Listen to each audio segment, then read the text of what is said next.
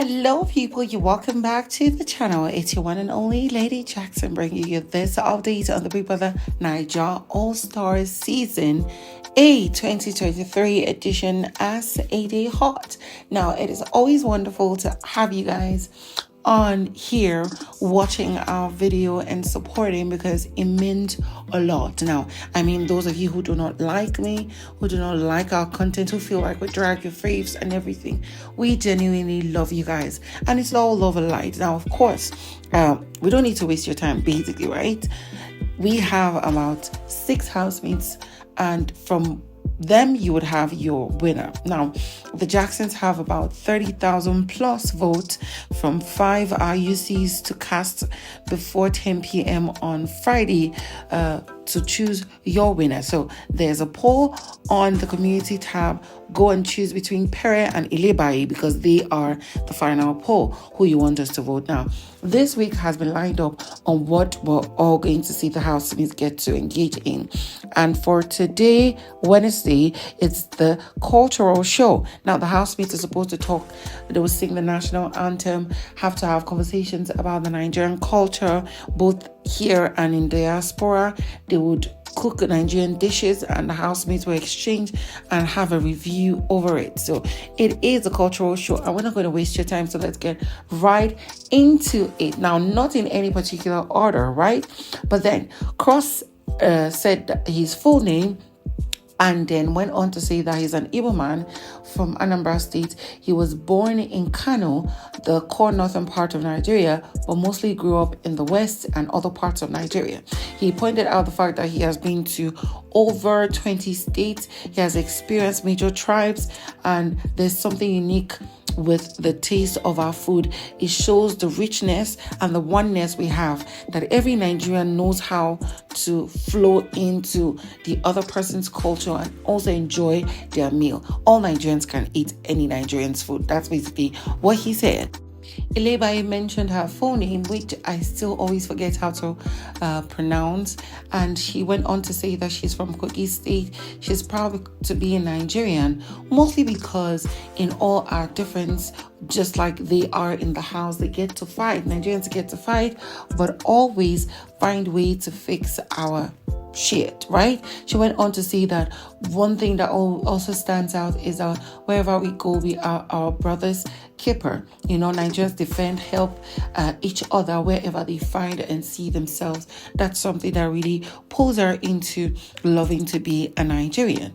And then, of course, Pere went on to say that he grew up in Warri because his dad is from Delta and then his mom is a Bayelsan, but he identifies most from there. Maybe because his mom was a single mother and I think his dad left them or he died. I cannot remember and I don't want to delve into that. He went on to say that from being in the diaspora, he has noticed how Nigerians are dogged, dominant, and you know how they carry the tenacious spirit that propels them to create history wherever they are. They are seen in Hollywood, in the wrestling international scene, in sport, in so much different major aspects of the US and developed countries' economy. He went on to point out that the highest number of doctors in the world and in the US are actually Nigerians, which was really good to hear.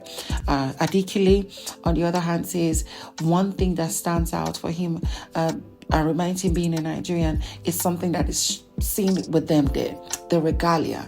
Nigeria's regalia shows the diversity and the beauty of her culture. You know, our food also makes us stand out. He also added that, when he was serving NYC, he was posted to Katsina. He was shocked to see the high population of Igbos there and the fact that it was an Igbo man who took care of him. That there's this bond of friendship and oneness. He also went on to add that he started his business, the clothing regalia business, mostly because he felt the African culture, the Nigerian culture, was almost being lost and he needed to find a way to put on his own quota to restore that. And now, of course, we had, now I cannot remember everything that CeeC and myself said, but I'll just rephrase. CeeC indicated that she's from Anambra State. She's proud and that she mentioned her full name, in that, you know what, everywhere she goes, it's something she never holds back. She, mentioned diverse names of Nigerian meals, especially Igbo soups, and then talks about how the Yam Festival is one of the most outstanding, part of the food. And then we saw that Mercy Eke took over from that conversation as she began to tell the people about the Igbo Yam Festival, right? The new Yam Festival. She mentioned her full name, Mercy Chinenye Eke. She's from Imo State, in Owerri, right? She mentioned one part in Owerri. She went on to talk about the new Yam Festival, saying that before anyone gets to taste yam in the community, in the state, the kings have to taste it first, the new Yam Festival.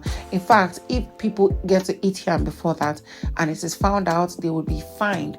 That is the culture of the new Yam Festival. Now, she went on to say that it is usually roasted and put in a mortar, served with the palm oil sauce, which is now available now. The roasting of it is now available now, but it is what it is. She went on to serve the different housemates. It was nice to see. It was beautiful to actually watch them do that. Now, each of the housemates had to talk about their dressing culture.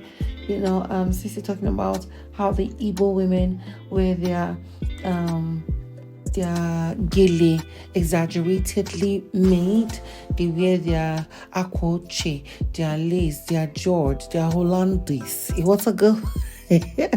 So soon enough, they started tasting. They started with the new yam and signifying the new yam festival and stuff.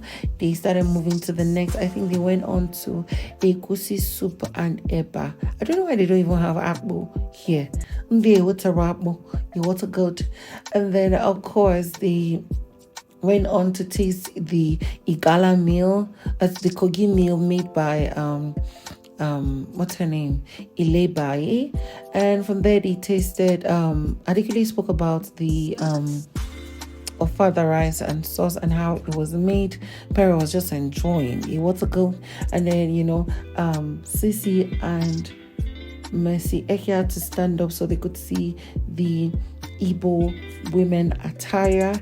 And of course, Cross also stood up to show the Igbo men attire, talking about how his bead are missing.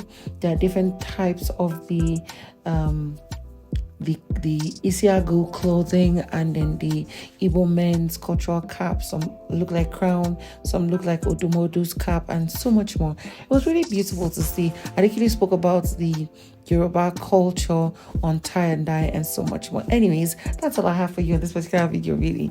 Y'all remember that Real Housewives of Lagos starts in 2 days' time, and yours truly is gonna bring you that update. So of course, it's gonna be back-to-back content, and we're gonna be slaying. Like, we're gonna have a new form of the energy, girls, because y'all ain't gonna try me up on this space, because we gotta be dropping it down as it day hard. So the girls are going to be giving us so much crazy on screens, and I'm going to bring that too. So of course, if you're new to my channel, please don't forget to subscribe, click on the bell button to for notification on every post I make. Don't forget to share, comments down below, and also share this video so the more people can get to see.